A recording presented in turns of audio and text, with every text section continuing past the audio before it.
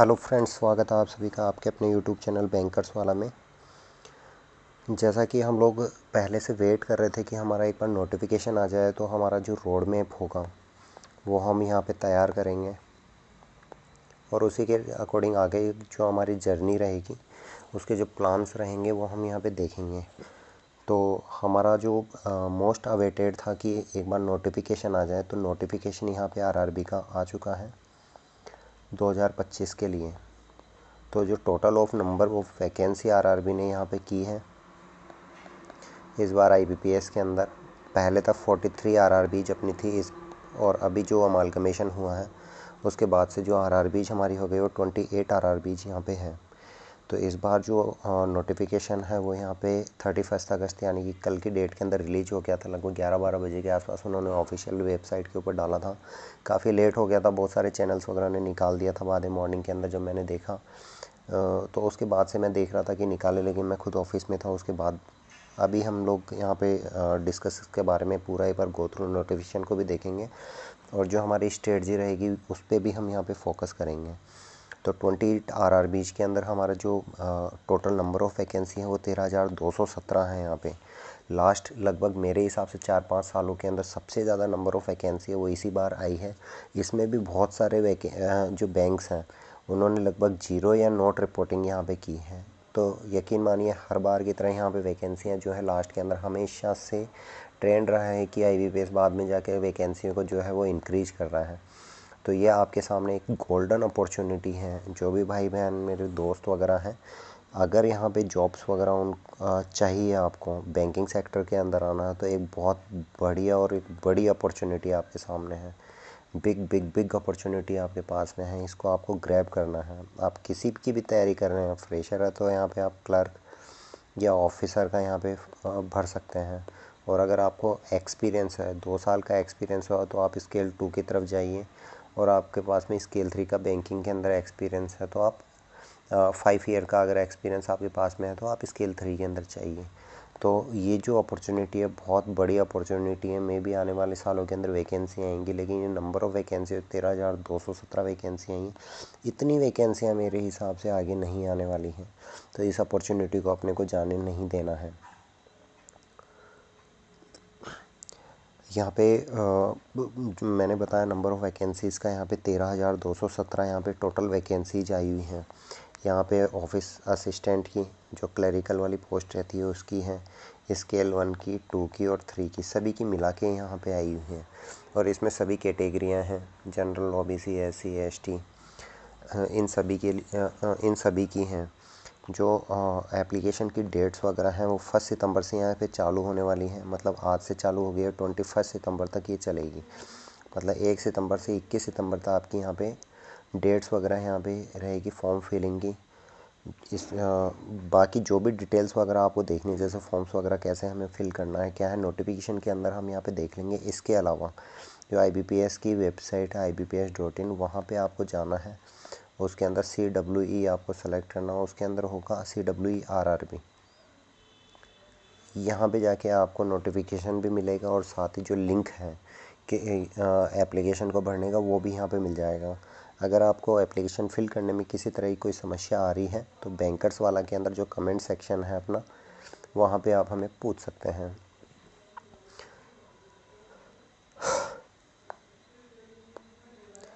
देखो अब यहाँ पे 13,217 वैकेंसी के अंदर जो क्लरिकल का एग्ज़ाम होने वाला है, क्लर्क और यहाँ पे PO मतलब कि स्केल 1 ऑफिसर, इन दोनों के अंदर प्री और मेंस ये 2 एग्ज़ाम होने वाले हैं। क्लर्क के अंदर प्री के बाद में इंटरव्यू वगैरह कुछ नहीं है, सीधा यहाँ पे अलॉटमेंट लेटर आता है। जबकि PO के अंदर मेंस के बाद में यहाँ पे क्या है, आपके इंटरव्यू होने वाले हैं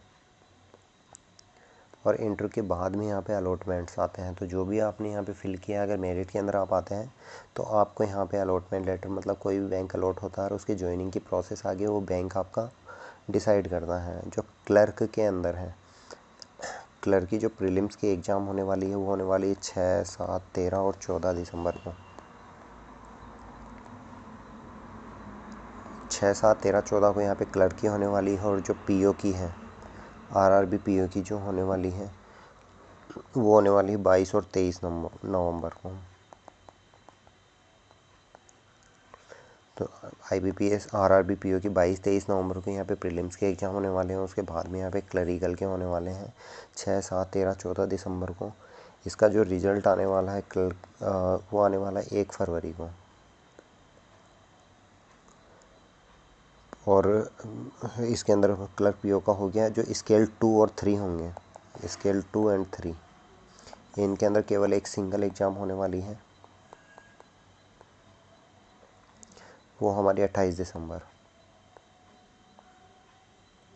28 दिसंबर को यहाँ पे क्लरिकल 28 दिसंबर को यहाँ पे स्केल 2 और 3 इनकी एग्ज़ाम होने वाली है। तो मोटा मोटा नोटिफिकेशन के अंदर जो चीज़ थी वो यहाँ पे सारी हम लोगों ने यहाँ पे क्लर्क फिनिश कर ली है। ठीक है, आइए अभी नोटिफिकेशन के बारे में भी हम देख लेते हैं। तो ये रहा हमारा नोटिफिकेशन जो कल की डेट के अंदर यहाँ पे हुआ है। यहाँ पे CWE-RRB 14 है।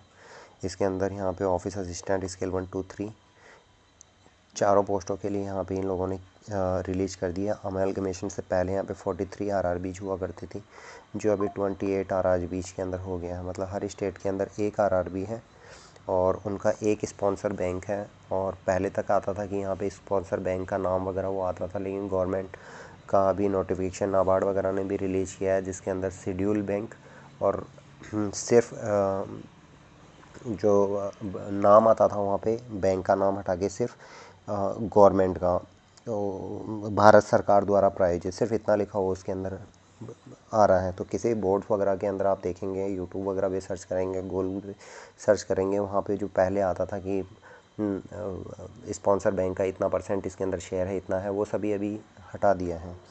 आगे हम देखते हैं यहाँ पे जो मैंने बता दिया, ऑनलाइन रजिस्ट्रेशन जो 1 सितंबर से 21 सितंबर तक रहेगा। पेमेंट जो 21 सितंबर तक आपको कंप्लीट कर देना, मतलब 1 सितंबर से फॉर्म फिल करने के बाद में 21 सितंबर तक आपको कंप्लीट कर देना। उसके बाद में विंडोज़ क्लोज हो जाएंगी और किसी तरह कुछ अमेंडमेंट या इसके अंदर हम नहीं कर सकते हैं। तो लास्ट डे का वेट नहीं करना, आपको फटाफट यहाँ पे फॉर्म वगैरह फिल करके इससे फ्री हो जाना है और अपनी तैयारी के ऊपर फोकस कर देना है। ये मैंने बता दी यहाँ पे एग्ज़ाम कब कब यहाँ पे होने वाली है, प्रोविज़नल अलॉटमेंट कब का है, दिसंबर में कौन से एग्ज़ाम होने वाले हैं, नवंबर में PO के होने वाला है, 28 दिसंबर को यहाँ पे मेंस का स्केल 2 और 3 का होने वाला है। इसके अलावा यहाँ पे दिसंबर के अंदर क्लरिकल के एग्ज़ाम होने वाले हैं। तो ये हम लोग देख चुके हैं। ये इंट्रोडक्शन वगैरह इन्होंने दे रखा है, क्रेडिट स्कोर वगैरह कट ऑफ क्या रहने वाली, पेनल्टी 1/4 यहाँ पे पेनल्टी रहती है। ऑनलाइन एग्जामिनेशन का स्ट्रक्चर क्या रहता है एग्ज़ाम के बाद में, जैसे क्लरिकल के अंदर क्या है, किसी तरह को कोई इंटरव्यू वगैरह नहीं रहता है। बाकी स्केल 1, 2, 3 के अंदर यहाँ पे इंटरव्यू की प्रोसेस होती है। उसके बाद में प्रोविजनल अलॉटमेंट आता है, फिर आइडेंटिफिकेशन वेरिफिकेशन डॉक्यूमेंट वेरीफाई करवाने आप जाएंगे तो वो आगे सबका प्रोसेस यहाँ पे रहेगा। एक चीज़ आप लोगों को यहाँ पे देख लेना है, क्रेडिट हिस्ट्री, मतलब अगर आपने कोई लोन वगैरह ले रखा है और उसके अंदर कोई ओवरड्यू आ रहा है तो अभी से आपको क्लियर कर देना है। जब आपके डॉक्यूमेंट वेरिफिकेशन होंगे या इंटरव्यू होंगे उस टाइम पे सिविल में किसी तरह कोई ओवरड्यू आपका शो नहीं होना चाहिए। बहुत सारे कैंडिडेट्स वगैरह को लास्ट टाइम पे जब मैंने देखा था, मैं खुद वहाँ पे इंटरव्यू के अंदर देने गया था, तो ओवरड्यू वगैरह था, सिविल क्लियर नहीं था, उन लोगों को इंटरव्यू के अंदर काफ़ी परेशानी यहाँ पे हुई थी। तो लास्ट मोमेंट तक हमें वेट नहीं करना है, ओवरड्यू वगैरह अभी आप लोग क्लियर कर देना। बाकी इसमें एजुकेशन क्वालिफिकेशन का आप अपने अकॉर्डिंग देखना, जिस कैटेगरी में आप फॉल कर रहे हैं उसके अकॉर्डिंग देना है। जैसे स्पेशलिस्ट कैटेगरी के अंदर 1-1 साल का एक्सपीरियंस वो मांगते हैं, रिलेटेड स्ट्रीम के अंदर वो आपके पास हो अगर नहीं है। स्केल 2 के अंदर मिनिमम 2 साल का एक्सपीरियंस ऑफिसर कैडर का, किसी भी बैंक का हो सकता है। स्केल 3 के अंदर आपके 5 साल का एक्सपीरियंस ऑफिसर कैडर का किसी भी बैंक का यहाँ पे हो सकता है। RRB में सबसे अच्छी बात है कि यहाँ पे आपके पास जो है कोऑपरेटिव बैंक्स वगैरह के या स्मॉल फाइनेंस बैंक वगैरह, इन सभी का यहाँ पे कंसिडर किया जाता है। तो एलिजिबिलिटी क्राइटेरिया वगैरह सब दिए हुए हैं, इनके बारे में हम यहाँ पे डिस्कस कर लेते हैं। देखो, ऑफिस असिस्टेंट के अंदर किसी तरह कुछ इसके अंदर नहीं है, सिर्फ आपको फॉर्म भरना है, एग्ज़ाम देना, प्री मेंस क्वालिफाई करना और सीधा इसमें अलॉटमेंट आ जाएगा अगर आप कट ऑफ में फॉल करते हैं। इसके अलावा स्केल 1, 2, 3, स्केल 1, 2, 3 का यहाँ पे दिया हुआ है। स्केल 2 के अंदर जनरलिस्ट और स्पेशलिस्ट कैटेगरी, स्पेशलिस्ट कैटेगरी में 1 साल 2 साल जैसा एक्सपीरियंस दिया हुआ है, जैसे वो आपके पास में है तो स्पेशलिस्ट कैटेगरी के अंदर भरिएगा। जैसा IT हुआ या फिर मार्केटिंग वगैरह हुआ, इनका रिलेटेड जो एक्सपीरियंस है 1 साल 2 साल वो आपके पास में है, तो यहाँ पे उसी हिसाब से आपको फॉर्म फिल करना है। ऑफिसर स्केल 1 के लिए किसी तरह का कोई एक्सपीरियंस अपने को नहीं चाहिए होता, मतलब फ्रेशर्स के लिए है यहाँ पे ऑफिस असिस्टेंट और स्केल 1। एक चीज़ और आप ध्यान रखना, ऑफिसर कैटेगरी के अंदर 3 पोस्ट यहाँ पे है, स्केल 1, स्केल 2 और स्केल 3। इन तीनों में से कोई एक ही यहाँ पे फॉर्म आपको फिल करना, और जो बाद में फिल आप फॉर्म करेंगे वही यहाँ पे मान्य होगा। मान लीजिए आपने स्केल 2 का फॉर्म पहले फिल कर दिया, उसके बाद स्केल 1 का फिल, तो स्केल 1 वाला आपका माना जाएगा। तो फॉर्म फिल करते टाइम पे ये हमें ध्यान रखना है कि जो वैकेंसीज़ का सिलेक्शन है, जो पोस्ट का सिलेक्शन है, वो एकदम आप सही से चूज करें, है ना। यहाँ पे ज़्यादा कुछ है नहीं, इसके अंदर दिया हुआ है, यहाँ पे देखो, ये पहले तक 43 आती थी एक पेज के अंदर, यहाँ पे वैकेंसीज शो भी नहीं करता था, आजकल एक ही पेज के अंदर आ गया। 28 स्टेट्स के अंदर 28 RRB हैं जो हिंदी भाषी हैं, मतलब जिनकी हिंदी लैंग्वेज है, हिंदी पढ़ना लिखना जानते हैं, वो लोग यहाँ पे देख सकते हैं। यहाँ पे ये इतने हैं, यहाँ वो अप्लाई कर सकते हैं। तेलुगु वाले ये रहा, फिर इसके अलावा तेलुगु का ये रहा, पांडिचेरी में भी है, तेलंगाना में भी है। तो अपना लैंग्वेज प्रेफरेंस है वो आप ध्यान रखना। जब आप सिलेक्शन लेके वहाँ पे जाएंगे तो लैंग्वेज LPT होता है, लैंग्वेज प्रोफिशिएंसी टेस्ट, जहाँ पे पैराग्राफ वगैरह आता है उसको पढ़ना और उसी के अंदर से आपको क्वेश्चन वगैरह पुट होते हैं, वो आपको यहाँ पे देना होता है। मैंडेटरी एग्ज़ाम होता है, अगर आप नहीं पास कर पाते तो कई बार देखा गया है कि वो लोग टर्मिनेट भी कर देते हैं। तो लैंग्वेज का यहाँ पे बहुत बड़ा रोल है। अब उसी के अकॉर्डिंग क्या है, अपना लैंग्वेज सेलेक्ट करने के बाद में फॉर्म फिल करिएगा। एलिजिबिलिटी क्राइटेरिया के अंदर यहाँ पे है कि सिटीजन होना चाहिए अपना, नेपाल से, भूटान से, ये सब आप इसमें देख लीजिएगा। ग्रुप बी ऑफिसर का मैंने बता दिया है, यहाँ पे 18 से 28 साल तक का कोई भी पर्सन हो। फ्रेशर्स के लिए वैकेंसी है, तो यहाँ पे आप इसमें फिल कर सकते हैं। ग्रुप ए के अंदर यहाँ पे स्केल 1, 2, 3 तीनों के लिए है। स्केल 1 के लिए 18 से 30 साल का कोई भी पर्सन हो, वो यहाँ पे इसके अंदर वैकेंसी के अंदर फॉर्म फिल कर सकता है, जिसका बॉर्न है 1995 से 2007 तक के बीच में 18 से 30 तक का है, वो यहाँ पे फिल कर सकता है। जिसमें OBC के लिए +3 ईयर, SC ST के लिए यहाँ पे 5 साल का है, और ये जो है वो जनरल कैटेगरी का है। ऑफिसर स्केल 2 के लिए 21 से 32, 2 साल का आपका किसी भी सेक्टर के अंदर, ऑफिसर कैडर के अंदर आपके पास में एक्सपीरियंस होना चाहिए। स्केल 3 का यहाँ पे 21 से 40 की एज दी है, और 5 साल का आपके पास में ऑफिसर कैडर का एक्सपीरियंस होना चाहिए। यहाँ पे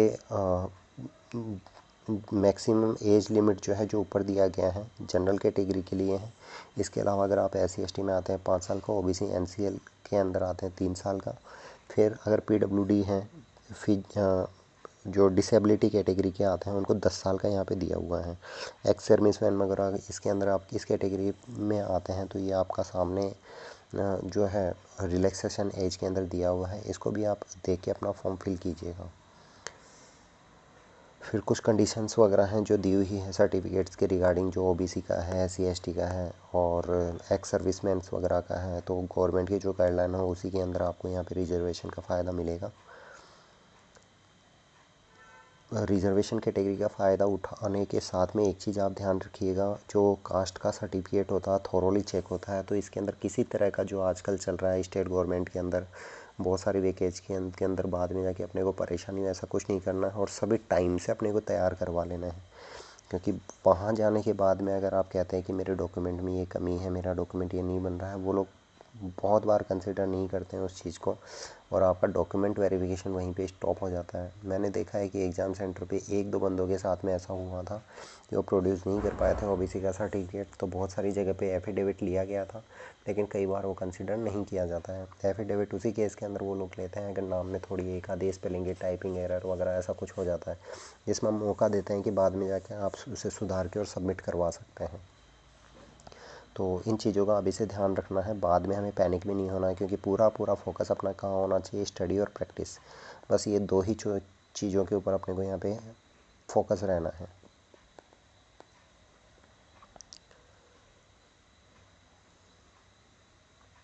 ये जनरल गाइडलाइंस वगैरह यहाँ पे दी हुई हैं, तो IBPS.in के ऊपर जाके कंप्लीट नोटिफिकेशन आप यहाँ पे डाउनलोड कर सकते हैं। अगर इनके अलावा मेरे हिसाब से मोटा मोटी चीज़ें हैं जो मैं सारी यहाँ पे कवर करता हुआ चल रहा हूँ, बाकी चीज़ें हैं अगर आप इसमें फॉल करते हैं इन कैटेगरी में या इसको देखना चाहें तो वो देख सकते हैं। ये यहाँ पे एक्सपीरियंस वाला ये चीज़ भी हम देख लेते हैं। जैसे ऑफिस असिस्टेंट है, पोस्ट क्वालिफिकेशन एक्सपीरियंस, आपकी जो एजुकेशन कंप्लीट हुई उसके बाद का कोई एक्सपीरियंस इन्होंने डिमांड किया हो। ऑफिस असिस्टेंट पूरी तरीके से फ्रेशर्स की वैकेंसी रहती है, तो इसमें कोई एक्सपीरियंस नहीं मांगा है। सिर्फ LPT का जो मैंने बता दिया आपको RRB के अकॉर्डिंग है, और कंप्यूटर का नॉलेज आपके पास में होना चाहिए। ये दो चीज़ों का ध्यान रखना है। जिस 10th की मार्कशीट में जो लैंग्वेज का है, 10th-12th के अंदर जो मीडियम आपका रहा उसी के अंदर आपको लैंग्वेज का देखना है। वो लैंग्वेज आपने पढ़ रखी है तो उसका कोई LPT नहीं होगा, अदरवाइज़ आपको देना पड़ेगा। फिर ऑफिसर स्केल 2 में भी सेम चीज़ है, कोई एक्सपीरियंस नहीं चाहिए, फ्रेशर्स के लिए वैकेंसी है। फिर स्केल 2 और 3 का है। स्केल 2 के अंदर 2 साल का किसी भी बैंक और फाइनेंशियल इंस्टीट्यूशन का मतलब होता है NBFC। अगर NBFC का भी एक्सपीरियंस आपके पास में है 2 साल का तो यहाँ पे कंसिडर हो जाता है। इसके अलावा स्पेशलिस्ट कैटेगरी का आप देख सकते हैं, इसके अंदर आपके पास में हो, जैसे एग्रीकल्चर का हो गया, IT का हो गया, मार्केटिंग का हो गया, ये का एक्सपीरियंस भी है और आपके पास में 2 साल का एक्सपीरियंस तो जनरल बैंकिंग में भी आप आ सकते हैं या स्पेशलिस्ट कैटेगरी में भी जा सकते हैं। फिर ऑफिसर स्केल 2 स्पेशलिस्ट कैटेगरी के अंदर हम देखते हैं, अगर IT में आप जा रहे हैं तो रिलेवेंट फील्ड में आपके पास में एक्सपीरियंस 1 साल का होना चाहिए। मीन्स IT सेक्टर में आपने 1 साल काम किया हो। वो IT कंपनी ऐसी नहीं, उसका कोई रजिस्ट्रेशन वगैरह नहीं, किसी दुकान वगैरह में तो वो नहीं चलेगा। रजिस्टर्ड होना चाहिए, प्रॉपर उसके पास डॉक्यूमेंट होना चाहिए, और जो आपको एक्सपीरियंस लेटर वो वेरीफाइबल होना चाहिए कि बाद में सिलेक्शन के बाद में जब बैंक आपका वेरिफिकेशन करो तो प्रॉपर वे के अंदर वेरीफाई होना चाहिए। वही यहाँ पे कंसिडर किया जाता है। डिज़ायरेबल अगर आपके पास में ये सर्टिफिकेट है तो इंटरव्यू के टाइम पे आपको बेनिफिट मिलेगा इस चीज़ का। जो IT के अंदर है, electronics communication, computer science, IT, ये आपके पास में डिग्री होनी चाहिए। कोई CA है, चार्टर्ड अकाउंटेंट, तो वो यहाँ पे अप्लाई कर सकते हैं। उनके पास में CA के तौर पे काम करने का 1 साल का एक्सपीरियंस होना चाहिए। लॉ ऑफिसर है तो लॉ के अंदर 2 साल का एक्सपीरियंस किसी भी बैंक या NBFC के अंदर यहाँ पे होना चाहिए। तो स्पेशलिस्ट कैटेगरी का मैंने बताया था 1 साल और 2 साल यहाँ पे रिलेवेंट फील्ड के अंदर एक्सपीरियंस आपके पास में है, तो इन कैटेगरी के अंदर आप अपना फॉर्म फिल कर सकते हैं। इनमें भी आपको ये चीज़ ध्यान रखना है कि नंबर ऑफ़ वैकेंसीज़ वगैरह का आपको ध्यान रखना है, क्योंकि नंबर ऑफ़ वैकेंसी जितनी इस बार आई हैं वो शायद मेरे हिसाब से बाकी नेक्स्ट ईयर में आए नहीं आए। बाद में हमें किसी तरह का पछतावा नहीं होना चाहिए कि काश मैं ये कर लेता, वो कर लेता तो मेरा यहाँ पे हो जाता। तो अभी से अपने को यहाँ पे फोकस रहते हुए अपनी स्ट्रेटजी तैयार करनी है और उसके ऊपर फोकस रहते हुए अपने को एक पोस्ट जो है वो क्लियर कर देनी है। क्योंकि हाँ, एक लाइन मैंने कहीं पढ़ी थी, उसके अंदर था कि आज का संघर्ष ही मेरा कल मेरी सबसे बड़ी ताकत बनेगा। तो ये कुछ कोट्स होते थे जो मेरे को मोटिवेट करते थे। इस तरह की कुछ कोई भी लाइंस वगैरह हो जो आपको मोटिवेट करें, उन लाइनों को आप लिख के रखना और हमेशा उसे पढ़ते रहना। वो एक अलग इंस्पिरेशन और एक मोटिवेशन आपको देगी।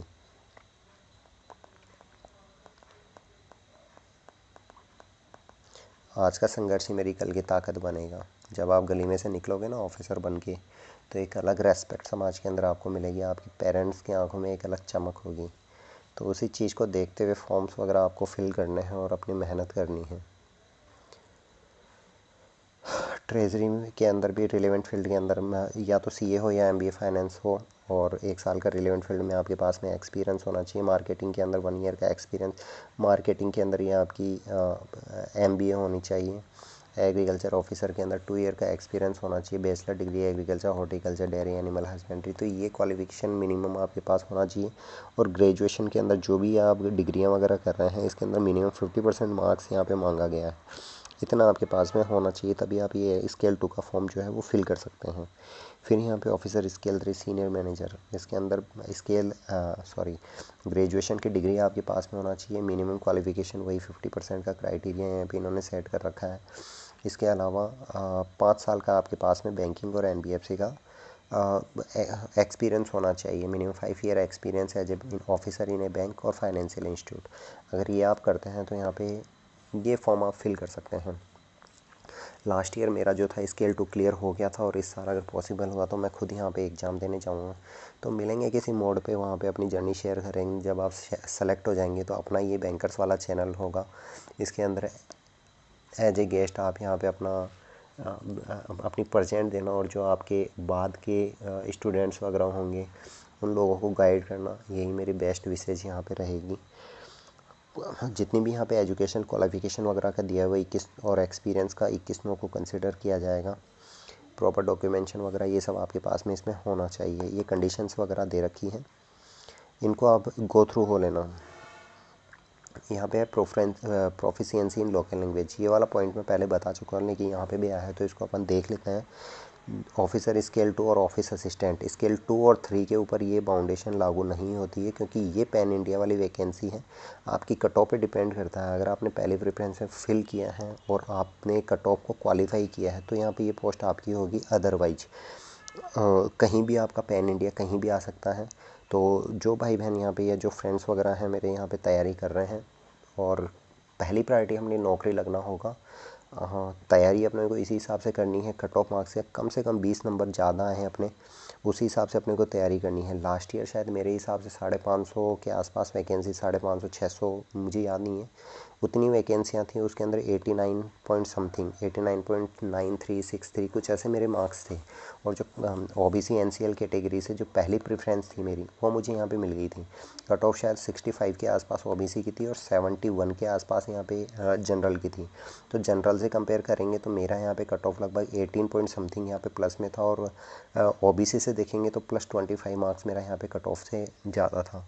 जो मेरी पहली प्रेफरेंस थी वो मुझे यहाँ पे मिल गई थी।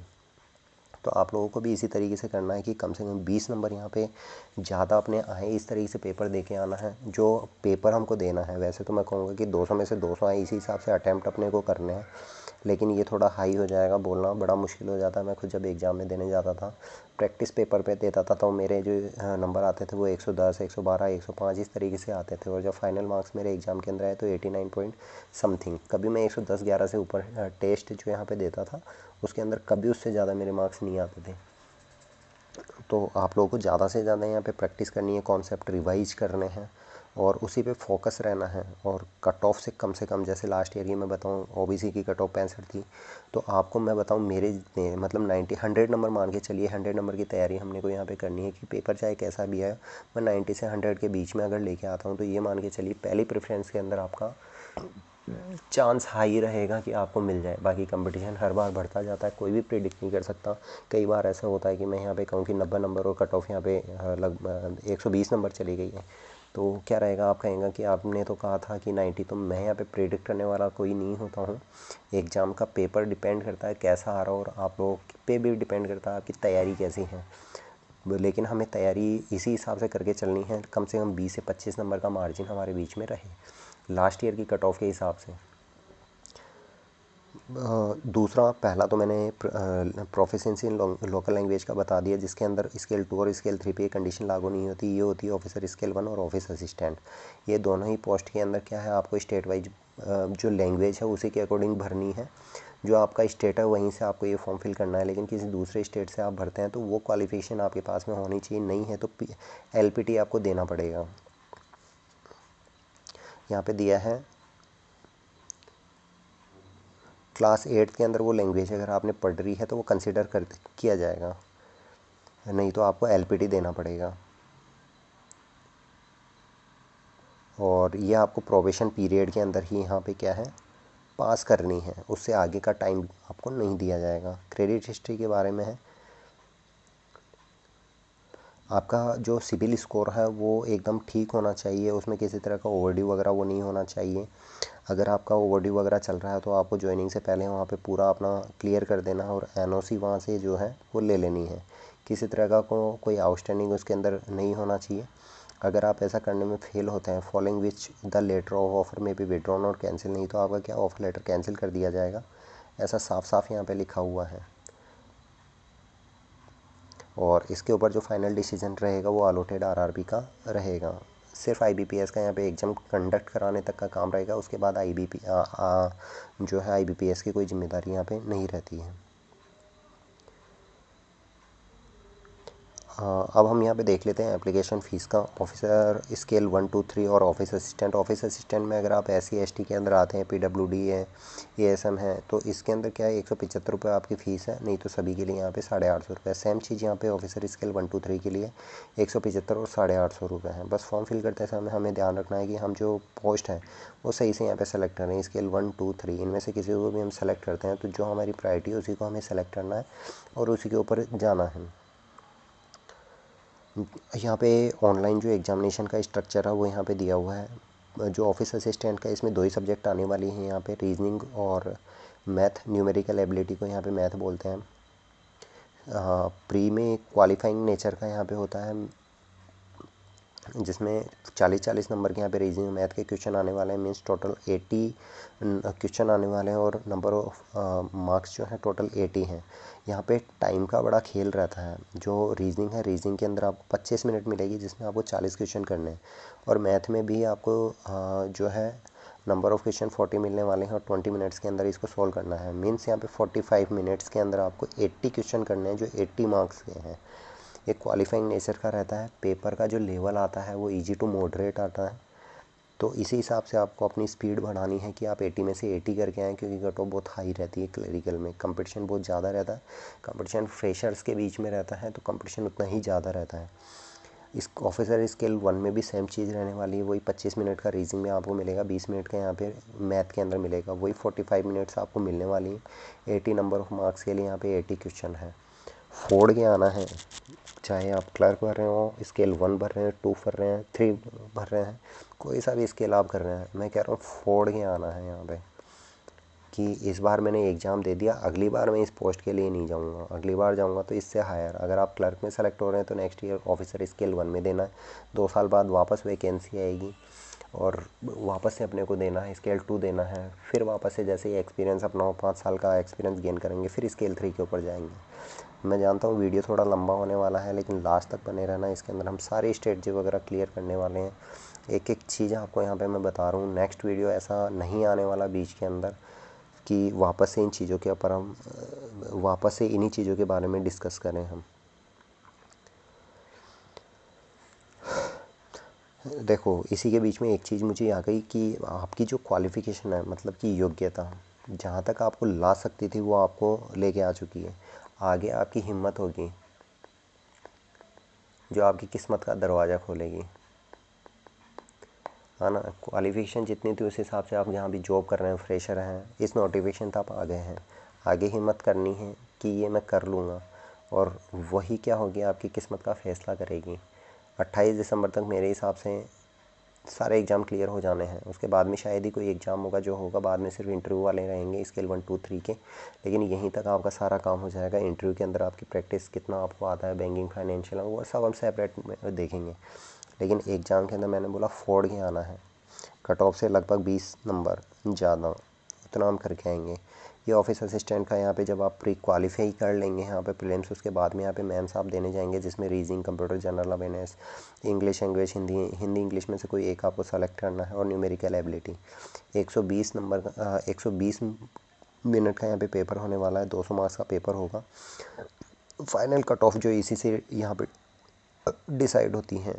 यहाँ पे सभी के जो नंबर ऑफ़ क्वेश्चन आने वाले हैं 40 आने वाले हैं। लेकिन जो मार्क्स होंगे कंप्यूटर का, जैसे इसके अंदर है कि 20 मार्क्स का होने वाला है, और यहाँ पे रीजनिंग और मैथ, ये जो है न्यूमेरिकल एबिलिटी और रीजनिंग के 50-50 मार्क्स के होने वाले हैं। जो टाइम अलोटेड है इनके लिए वो 30 मिनट है। रीजनिंग, हिंदी, इंग्लिश जो भी आप चूज करते हैं, और न्यूमेरिकल एबिलिटी, इनके लिए यहाँ पे 30 मिनट है। कंप्यूटर और जनरल अवेयरनेस, यहाँ पे इसके लिए 15 मिनट डिसाइड किए गए हैं। तो जैसे ही आपका टाइम कंप्लीट होता जाएगा, वैसे ही यहाँ पे क्या है, ऑटोमेटिक सब्जेक्ट क्या है, पास ऑन होते जाएंगे आपके। वो सब्जेक्ट आगे आगे बढ़ते जाएंगे। डिपेंड करता है आपकी प्रैक्टिस के ऊपर। जितना ज़्यादा आपकी प्रैक्टिस होगी उतने ज़्यादा number of question limited time के अंदर आप सोल्व कर पाएंगे। फिर वही चीज़ स्केल 1 के लिए आ जाती है। वही 5 सब्जेक्ट यहाँ पे आ जाते हैं। सेम टाइम का यहाँ पे प्रोपोर्शन जो है वो बांटा गया है। नंबर ऑफ़ क्वेश्चन भी सेम है। 200 मार्क्स का यहाँ पे पेपर होने वाला है। कोई चेंजेस नहीं है, बस एग्ज़ाम का जो लेवल है वो यहाँ पे बढ़ जाएगा। सेम चीज़ हिंदी इंग्लिश में से कोई भी एक चूज आप कर सकते हैं यहाँ पे। 28 RRBs स्केल 2 के लिए ऑल ओवर इंडिया कहीं भी आप जा सकते हैं। फर्स्ट प्रेफरेंस वहीं मिलेगी जहाँ आपने फिल किया है। अगर आपने फॉर्म जैसे मान लीजिए फ़िल किया है, मैं कहूँ राजस्थान से ही फॉर्म अगर फ़िल किया है आपने स्केल 2 प्रेफरेंस के अंदर, अगर आप यहाँ पे देते हैं कट ऑफ से, मैं कह रहा हूँ 20 नंबर अगर जाता है तो पहले प्रेफरेंस पे राजस्थान आपको मिल जाएगा। नहीं तो जिस भी स्टेट की कट ऑफ फॉल करेगी वहाँ आपका सिलेक्शन होगा। तो पहली बार के अंदर ही इस हिसाब से तैयारी हमको करनी है। मैं कह रहा हूँ बार बार कि फोड़ के आना है, कम से कम 20 नंबर ज़्यादा हमारे आए और पहली प्रेफरेंस के अंदर ही हम लोग यहाँ पे सेलेक्ट हो जाएं। लैंग्वेज का यहाँ पे दिया हुआ है मीडियम, तो जिस भी लैंग्वेज से आप यहाँ पे आते हैं उस लैंग्वेज का आप सेलेक्ट कीजिए। ये सिर्फ ऑफिस असिस्टेंट और स्केल 1 के लिए है, स्केल 2 और 3 के लिए लैंग्वेज का बैरियर यहाँ पे नहीं है। इन पे कोई एलपीटी वगैरह कुछ नहीं होगा। पैन इंडिया कहीं भी पोस्टिंग आएगी। 2 साल का प्रोबेशन पीरियड, साथ ही बॉन्ड यहाँ पे होने वाला है स्केल 2 और 3 के लिए। अगर आप उससे बीच में जॉब छोड़ते हैं तो बॉन्ड पीरियड आपको पैसा देना है, साथ ही नोटिस पीरियड की भी यहाँ पे कंडीशन एप्लीकेबल रहती है। Officer scale 2 general banking officer का सेम चीज़ है, वही यहाँ पे आपको 120 मिनट यहाँ पे मिलने वाली है, वही 200 क्वेश्चन आने वाले हैं और मैक्सिमम जो मार्क्स रहेंगे वो 200। इसके अंदर रीजनिंग के 40 क्वेश्चन आएंगे, 50 मार्क्स का होगा। कंप्यूटर यहाँ पे 15 मिनट में 20 मार्क्स का 40 क्वेश्चन सॉल्व करने हैं। फाइनेंशियल अवेयरनेस वही 15 मिनट 40 नंबर का यहाँ पे होने वाला है और 40 नंबर ऑफ क्वेश्चन अपने को मिलेंगे। हिंदी इंग्लिश में कोई भी एक सब्जेक्ट आप सेलेक्ट कर सकते हैं। रीजनिंग का जैसे 50 मार्क्स का है, मैथ क्वांटिटी एप्टीट्यूड जैसे बोलते हैं उसका यहाँ पे 50 मार्क्स का होने वाला है, वही 30 मिनट्स का टाइम मिलेगा। तो 120 मिनट जो है वो आपकी किस्मत का फ़ैसला करेगी। मैंने पहले बताया कि योग्यता जहाँ तक आपको ला सकती थी, आपकी क्वालिफ़िकेशन वो आपको लेके आ चुकी है। आगे आपकी हिम्मत जो होगी वही आपकी किस्मत का फ़ैसला करेगी। तो 120 मिनट में आपको अपनी किस्मत लिख देनी है। सेम चीज़ यहाँ पे स्पेशलिस्ट कैटेगरी का रहेगा। इनके लिए जो फाइनेंशियल अवेयरनेस रहेगी और प्रोफेशनल नॉलेज रहेगी वो इसी हिसाब का आता है यहाँ पे, जो स्पेशलिस्ट कैटेगरी का रहता है। फिर स्केल 2 और 3 का सेम चीज़ आती है, सिर्फ यहाँ पे जो फाइनेंशियल अवेयरनेस आती है वो थोड़ा सा लेंथी हो जाता है। बाकी सब इसके अंदर सब चीज़ सेम रहने वाली है। वही 120 मिनट आपकी किस्मत का फ़ैसला करेंगे। नंबर ऑफ क्वेश्चन जो आने वाले हैं वो 200 आने वाले हैं और मैक्सिमम मार्क्स 200 आने वाले हैं।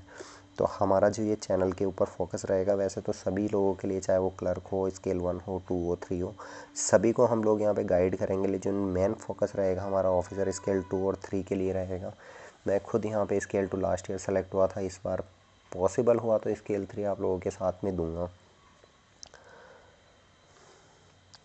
पेनल्टी यहाँ पे 0.25 मार्क्स की रहने वाली है, मतलब हर क्वेश्चन पे पेनल्टी कितनी 1/4 रहने वाली है। जैसे मान लो 2 क्वेश्चन आपने किए, 2 में से एक गलत हो गया तो एक जो गलत हुआ वो तो गया, इसके अलावा 1.5 और 1.25 मार्क्स आपका वो लेके जाएगा। 0.25 यहाँ पे माइनस मार्किंग यहाँ पे होने वाली है। कट ऑफ स्कोर यहाँ पे दे रखा है ऑफिसर स्केल 1 का ऑफिस असिस्टेंट का रहेगा, वो क्वालिफाइंग नेचर का रहेगा। प्री मेंस का जो स्कोर रहेगा आपका, उसी के आधार पे आपकी कट ऑफ यहाँ पे डिसाइड होने वाली है। फिर यहाँ पे इंटरव्यू का दे रखा है, स्केल 1 2 3 के इंटरव्यू जो मेंस एग्ज़ाम होगी उसी के आधार पे होगा।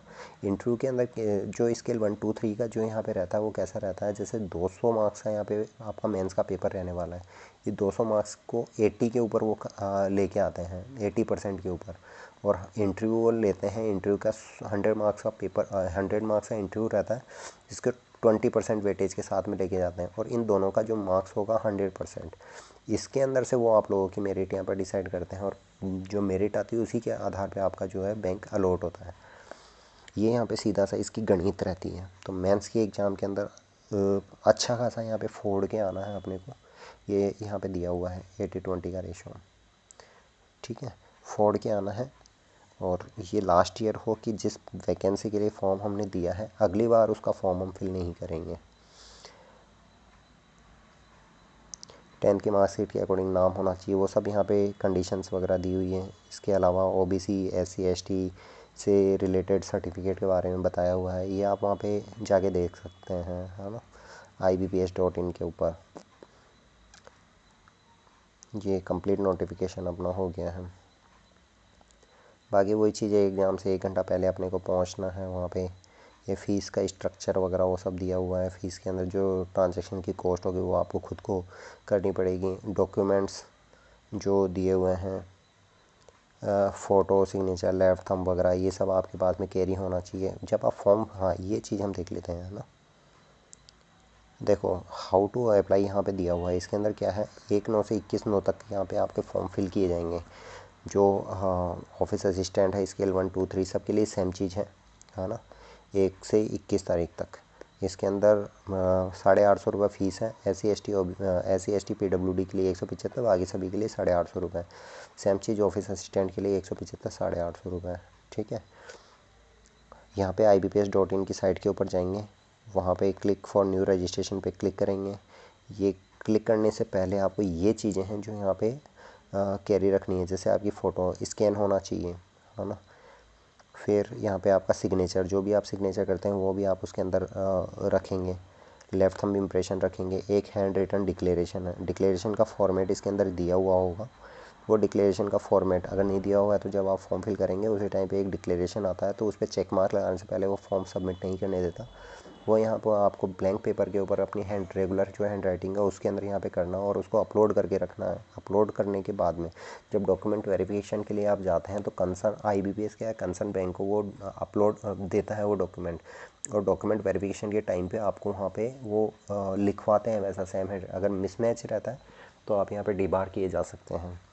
तो ये इसका यूज़ रहता है। ऐसे 10th की मार्कशीट आपको रखनी है उसके अंदर अपलोड करने के लिए, वो काम में आने वाली है। सर्टिफिकेट जो आपके UDID as mention in eligible candidate certificate close as an, ये जो सर्टिफिकेट्स वगैरह डिफरेंट स्टेट के अंदर डिफरेंट रहती है, तो ये जो दे रखा है पर्टिकुलर ये आपके पास में होना चाहिए, है ना। रजिस्ट्रेशन प्रोसेस के टाइम पे आपको अपना एक फ़ोटो जो होगा वो यहाँ पे अपलोड करना है। तो वेब कैम भी आप लगा सकते हैं, उसके अलावा वो नहीं है तो फ़ोन के थ्रू आप इसमें कर सकते हैं। ये सेम एंड नेक्स्ट करना है, फ़ीस वगैरह पे करनी है, कंप्लीट रजिस्ट्रेशन। एक चीज़ और है, जब आप फॉर्म लास्ट में फिल कर देते हैं तो फॉर्म का प्रिंट निकालना, वहाँ पे फ़ीस के टाइम पे जब पेड लिखा हुआ है तो ही आपका फॉर्म जो है वो फिल माना जाएगा। अगर वहाँ पे फ़ीस का जो है वहाँ पे पेड नहीं आया है तो आपका फॉर्म फिल नहीं माना जाएगा। मेरा एक फ्रेंड है, उसने अपना फॉर्म फिल किया था, फ़ीस वगैरह सब पे कर दी, बीच में उसने अपना ब्राउज़र बंद कर दिया, फ़ीस वहाँ पे नहीं हो पाई।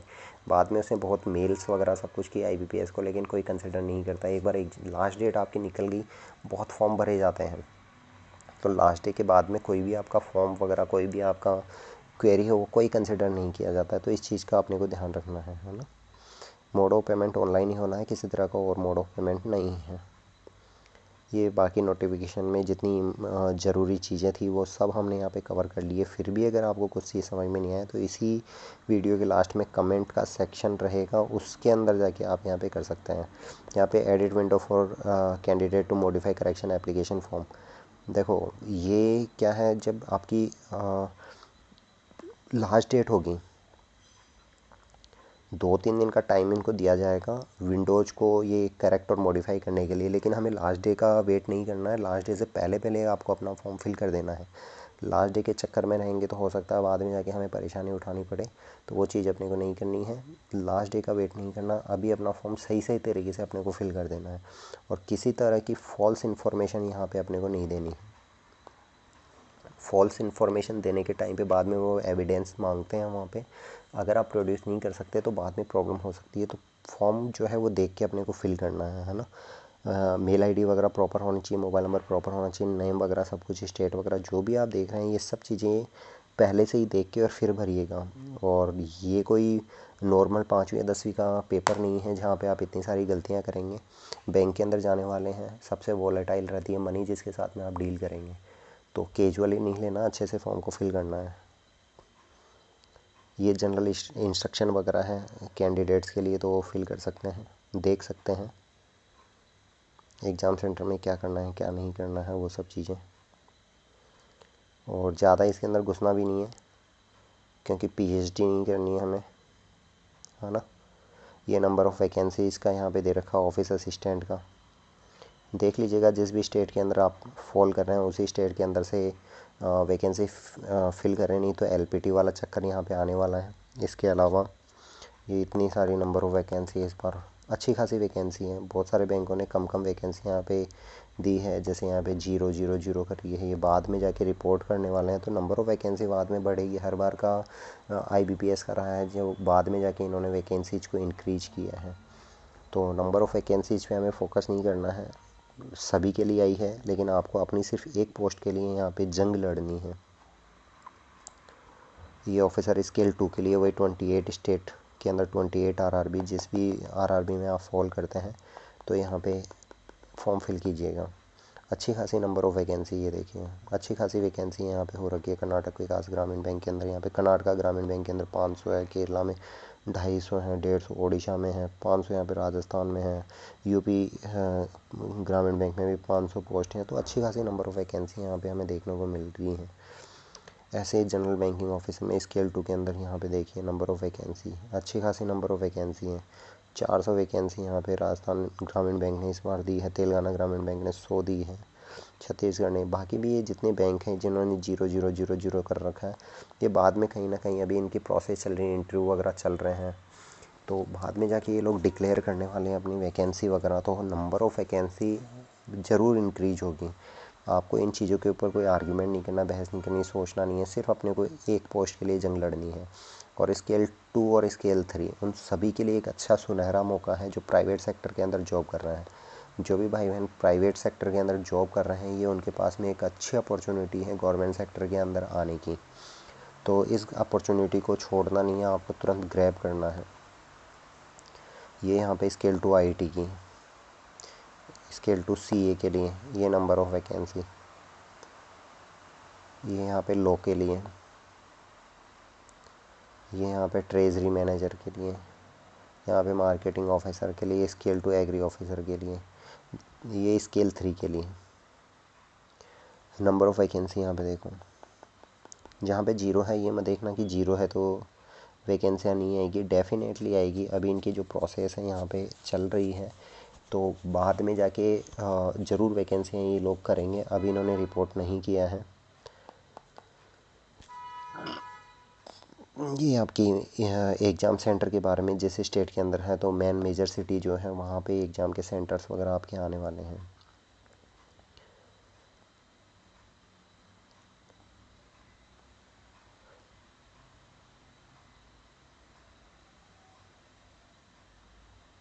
देखो जो डॉक्यूमेंट अपलोड का था पहले वाले स्क्रीन पे हम देख चुके हैं। जो 10th की मार्कशीट वगैरह रहेगी, डॉक्यूमेंट किस में होना चाहिए, पीडीएफ फॉर्मेट के अंदर होना चाहिए। पेज की साइज़ जो रहेगी A4 साइज़ रहेगी, और डॉक्यूमेंट जो है मतलब 10th की मार्कशीट जो है वो 500 KB से ज़्यादा की आपकी नहीं होनी चाहिए। पीडीएफ के अंदर रहेगा, A4 में रहेगा, 500 KB से ज़्यादा नहीं रहेगा। जो DPI इसके अंदर आता है, जब आप स्कैन करते हैं तो उसके अंदर DPI आप सेट कर लेना, और वो कम ज़्यादा जैसे करोगे तो फाइल की साइज़ है वो भी कम ज़्यादा होती रहेगी। मैं तो जो नॉर्मली मोबाइल से करके व्हाट्सअप पे डाल के क्रॉप करके अपलोड कर देता था। कुछ अगर आता है तो MS पेंट के अंदर ऑप्शन आता है रीसाइज का। देखो ये चीज़ भी आपको पता होना चाहिए, कंप्यूटर नॉलेज के अंदर काफ़ी इंपॉर्टेंट है। MS पेंट के अंदर जाना है, वहाँ पे आपको रीसाइज ऑप्शन में जाके यहाँ पे साइज़ अपडेट कर देनी है। ये देखो स्कैनिंग ऑफ डॉक्यूमेंट, यहाँ पे ये क्या है, कोई भी डॉक्यूमेंट इसके अलावा वो है 200 DPI के ऊपर होना चाहिए, कलर के अंदर होना चाहिए, फाइल साइज स्पेसिफाइड, अब वो PDF वगैरह के अंदर होनी चाहिए। ये पूरा इन्होंने दिया हुआ है। इमेज अगर कोई आप सेलेक्ट करें तो JPG या JPEG फॉर्मेट के अंदर होना चाहिए। इमेज कौन सी, अपनी फ़ोटो वगैरह वो सब आप करेंगे। थंब इम्प्रेशन हुआ, फ़ोटो हुआ, सिग्नेचर हुआ, ये किसमें JPG JPEG के अंदर होना चाहिए, है ना। 200 DPI से ज़्यादा का नहीं होना चाहिए। जैसे 200 DPI का आप करेंगे तो ये ऑटोमेटिक जितनी KB के अंदर चाहिए उतनी KB के अंदर आ जाएगी, और यहाँ पे आप अपलोड कर सकते हैं। ये पूरा प्रोसीजर भी इन्होंने दे रखा है। अगर आप कहीं अटक रहे हैं तो इस PDF को एक बार ओपन कीजिएगा और इसके अंदर देख लीजिएगा। वैसे तो मुझे नहीं लगता कि ये बेसिक चीज़ें हैं जो डेली आप यूज में लेते होंगे, वही चीज़ यहाँ पे दी हुई है ना। एक चीज़ और, जो आपका सिग्नेचर है वो कभी भी आपका इनिशियल मत करना, और कैपिटल लेटर में आपको नहीं करने हैं। ना तो आपका सिग्नेचर यहाँ कैपिटल लेटर में होना चाहिए, नहीं हैंड रिटन डिक्लेरेशन, आपका जो डिक्लेरेशन होगा वो कैपिटल लेटर में लिखना है। इस चीज़ का आप ध्यान रखना है, ठीक है।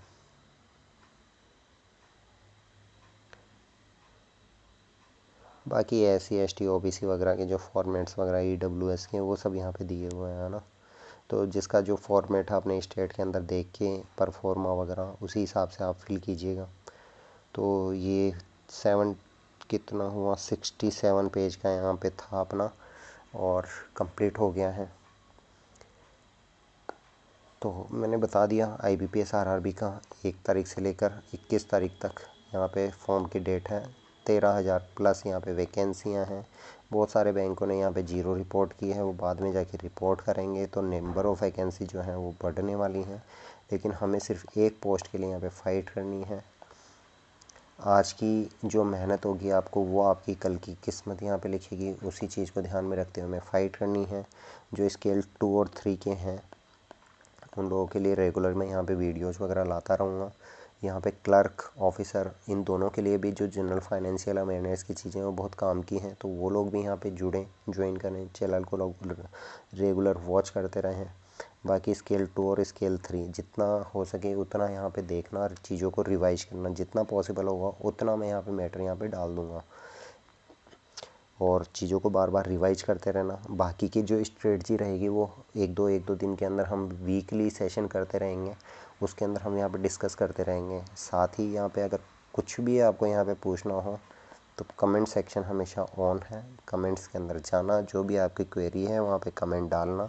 जैसे ही मुझे टाइम मिलेगा तुरंत नहीं तो सेम डे मैं यहाँ पे कोशिश करूँगा उन कमेंट्स का रिप्लाई करने के लिए। चैनल है अपना बैंकर्स वाला, जितने आपके फ्रेंड्स वगैरह हों सबको यहाँ पे बताना, चैनल को शेयर करना, लाइक करना, सब्सक्राइब करना। तो मिलते हैं अपने नेक्स्ट वीडियो के अंदर। आज के लिए थैंक्स, बाय बाय।